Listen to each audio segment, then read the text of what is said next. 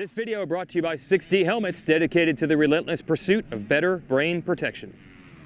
Welcome to your first look, Racer X, Jason Weigandt. Yes, we are here, the centerpiece of the Lucas Oil Pro Motocross Championship. It's RedBud! But as much as I say it's RedBud, as much as I say it's a centerpiece, as much as I say it like this, RedBud! It's kind of RedBud, it's kind of. The way the rules are going to work this weekend is the only people that can come here are racers. Now, racers can buy tickets so they can have friends and family come, but we are not going to have this gigantic grass section in the infield jammed with spectators and then going over to the podium, which would normally be a few feet over that way. Now it's in the pro pits. Normally fans are all up on it, and it has a podium atmosphere unlike any other race in the United States. So we're going to have to skip a lot of that stuff this year. But on the flip side, the good side, we're going to give you double the RedBud because we're going to race here Friday and Monday. Friday and Monday. So we'll do a whole pre-show again leading into the Monday race. But as we focus first on Friday, first we're just glad we're here. First we're just glad this championship continues to go on. And there's nothing wrong with seeing amateur bikes out on a very beautiful track here on the Indiana-Michigan line. So it's all good, even though we would love to have more people here and the regular RedBud atmosphere. Hopefully that's 2021. So that's just the RedBud portion of this. But the real focus is where we are in the calendar. This is the first race weekend beyond where the racing calendar was supposed to go.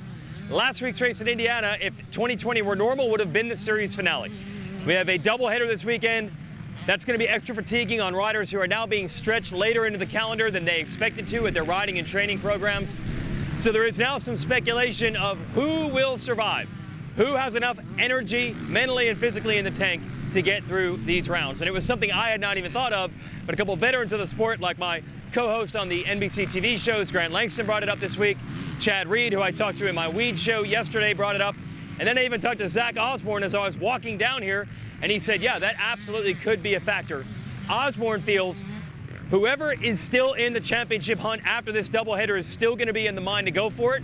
But if someone drops off the back, and you have a weekend off, it's going to be really hard to relight the fire for the stretch run this late in the year when riders have been training, as Zach says, since November 1st, now to September 1st, with over a month to go.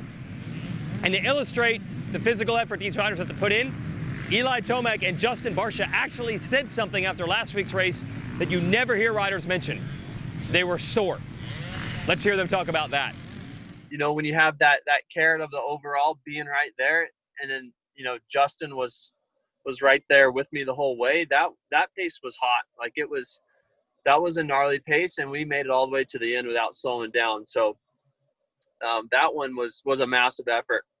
You know, I'm actually a little bit sore this week compared to the mud race. You know, the mud race was like, you know, you can't go out there and pin it and sprint. But I'm like, all right, here's the nationals now, waking up Sunday. So. Yeah, that was a fun race, but we sure gave it our all. You know, like Eli was saying, it's funny because, you know, after the race, I knew I was going to feel like this because me and him sent it so hard, and it was a sick race. You know, we couldn't go any faster. We were pushing each other. It doesn't get much more fun than that. So, yeah, but definitely feel really good on the bike. Looking forward to RedBud. I enjoy that track. The memories I have from there usually are pretty good, besides for Motocross Shenanigans there previously. But the track probably won't be exactly like that, I don't think. They switched up on us a lot. So, yeah, I'm looking forward to the tracks. You know, I think, you know, me and Eli are in the kind of similar position. You know, we had that DNF. He had 2 DNFs, but we both really want to win this championship. And I think we both, you know, have crazy speed right now, and our fitness is good. So I just think you guys are going to be in for a treat with these battles we're going to have. And there's a lot more guys that are going to get in the mix as well. So we're just going after points, going to definitely be sending it hard. And, you know, it's great to be able to say that, because in the past I would have been a little hesitant and go, oh, you know, I'm going to try my hardest. But right now I feel so good on the bike. You know, obviously things come up, but all in all, I don't see anything bothering us too much, and I just look forward to some, you know, great racing coming up. Okay, so a great battle in that second moto. I mean, one of the best battles you could ever ask for. Barcia throwing everything he had at it, obviously motivated. Barcia has had his ups and downs in his time on the Yamaha, always fighting, always searching, a couple of good races here and there, but you get that idea that Barcia is an opportunist. When it's going right, he knows this is my chance to win races, to beat the likes of Tomac, to run with those guys, and he tries to make the most of it. And that's what was in front of him last weekend. He gave Tomac everything Tomac could handle but Tomac was able to hold on for the moto win. So a lot of focus on those two guys. Barcia, he's hot right now. How long can he ride that? Can he get some race wins while it's happening? And for Tomac, just imagine the gauntlet he's trying to run this year. He's trying to win both titles in the same year. First time he's ever done it. It's actually much more rare in history than you would think. Last time it's been done, Ryan Dungey won both titles in 2015. You might remember that Tomac got hurt at the beginning of that year and it kind of fell Dungey's way. But it's not as common as you would think for a rider to win both titles.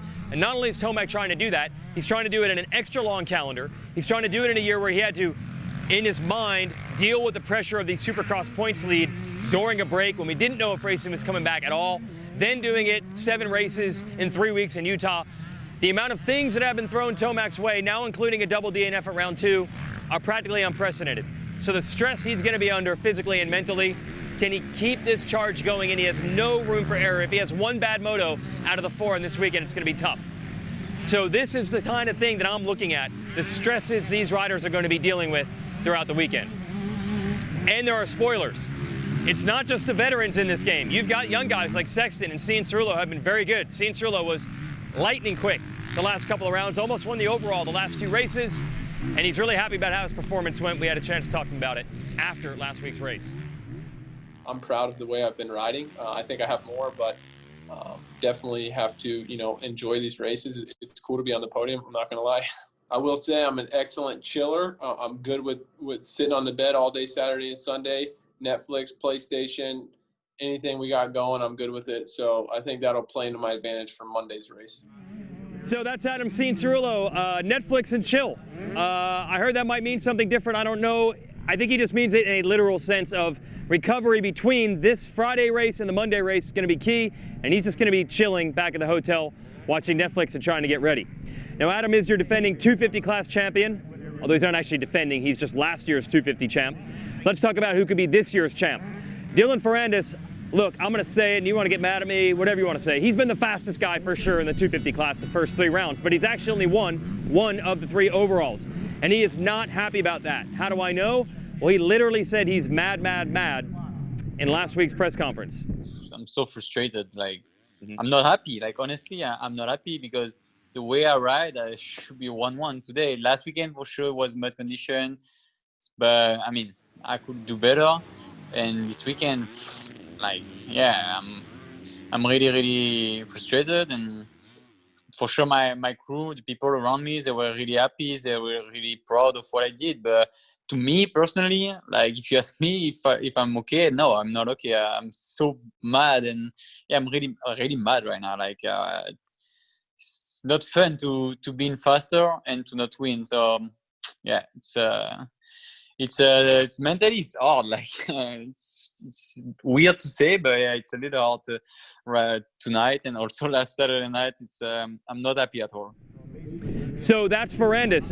He's bummed to have all this speed. He beat Jeremy Martin and everybody else in the field by 28 seconds in the first moto last week, and he ends up not winning the overall due to a first turn crash in Moto 2, and the mud race threw him for a loop at round 2. He was kind of bummed about a decision on the bike that his team made there. So Ferrandis is here with a vengeance. I think he's the fastest guy. I have a feeling that if you're the fastest guy, you don't get hurt. Average it all out. We're going to do 18 motos in the end. Luck eventually falls off the wayside, and if you're the fastest guy, you generally are the champ. But J-Mart's hungry, J-Mart's getting confident, J-Mart's starting to see a pathway to get this done, even if he can't just smoke Ferrandis straight up in the motos. So that's something dangerous that Ferrandis will have to worry about. And there's another contender who might be back, and someone that Ferrandis is certainly familiar with, his own teammate Justin Cooper, who was very, very bad by his normal standards at the first couple of rounds. And then he said, after the first moto last week where he finished 8th, so that he and the team sat down, they said it was unacceptable, they had to improve, and they did. We kind of sat down after the first moto and we're like, yeah, we can't really do that again. That's kind of unacceptable. So, we really kind of went over some stuff, and, I really explained what I was feeling out there because I was pretty uncomfortable in Moto 1. So we ended up coming up with the pretty small change that, worked wonders for me. I was able to, start up front, and I kind of just felt comfortable the whole time. I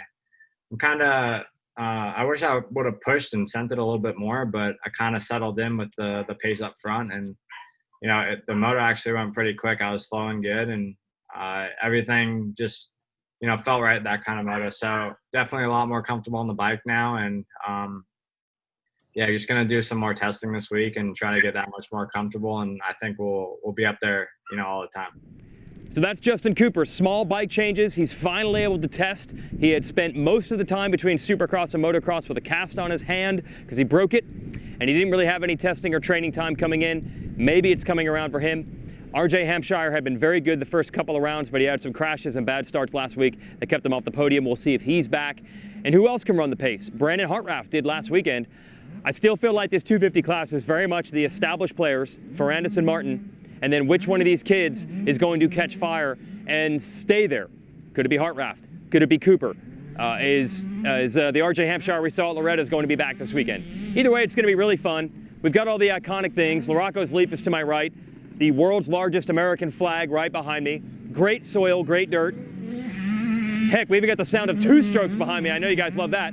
So it's going to be a fantastic weekend at RedBud. But as Zach Osborne says, it will very much be the tail of the tape. If you're not in the championship hunt after this weekend, you go into a weekend off next weekend, it's going to be hard to get motivated and try to pull yourself back into it. There will be no room for error for anyone over these 4 motos. We've never run a doubleheader in the nearly 50 years of this championship. But it's 2020. Why not do things completely different? And throw me the hat, by the way. Yeah. So I got my RacerX sunglasses. They gave me a hat because it's RedBud and we're going to celebrate. I wish you could be here. We'll see you here next year. But just watch our videos and everything else on the website, and we'll tell you who performed best in the tail of the tape, the RedBud doubleheader. This all brought to you, by the way, by 6D Helmets, dedicated to the relentless pursuit of better brain protection. How can you argue that? We'll see you on race day, Friday.